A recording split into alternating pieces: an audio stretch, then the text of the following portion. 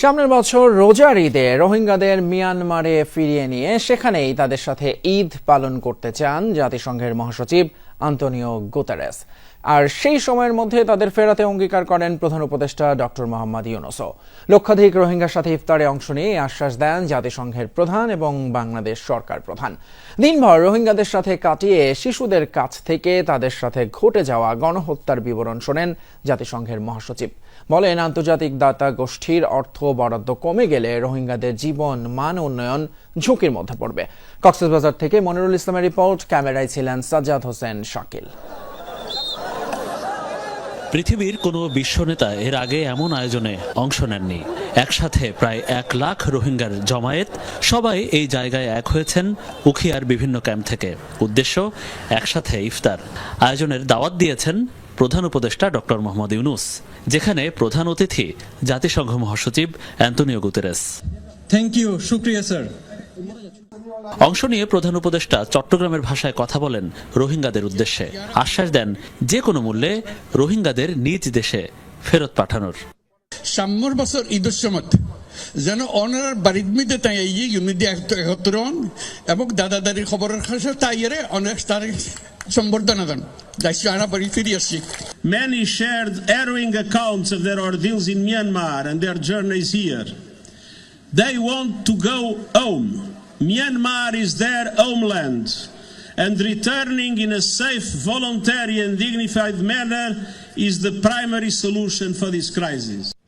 এর আগে দুপুরে ঢাকা থেকে রোহিঙ্গা ক্যাম্প পরিদর্শনে আসেন জাতিসংঘ মহাসচিব। পরিদর্শন করেন একটি ইউনিসেফ পরিচালিত লার্নিং সেন্টার। কথা বলেন রোহিঙ্গা শিশুদের সাথে। এ সময় শিশুরা উচ্চশিক্ষার নিশ্চয়তা চান, বিচার চান তাদের বিরুদ্ধে হওয়া মানবতা বিরোধী অপরাধ ও গণহত্যার।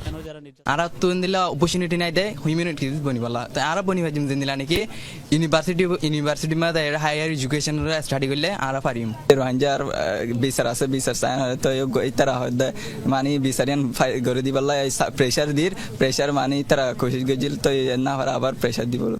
পরে জাতিসংঘ মহাসচিব পরিদর্শন করেন রোহিঙ্গা কালচারাল মেমোরি সেন্টার। সেখানেও কথা বলেন বেশ কয়েকজন রোহিঙ্গার সাথে। এরপর গণমাধ্যম কর্মীদের সাথে কথা বলেন জাতিসংঘ মহাসচিব। বলেন, মিয়ানমারের অভ্যন্তরীণ অবস্থায় শান্তি নিশ্চিত হলেই রোহিঙ্গা প্রত্যাবাসন শুরু হবে। রোহিঙ্গাদের অর্থ বরাদ্দ অর্ধেক করে ফেলার প্রসঙ্গেও কথা বলেন অ্যান্তোনিও গুতেরেস।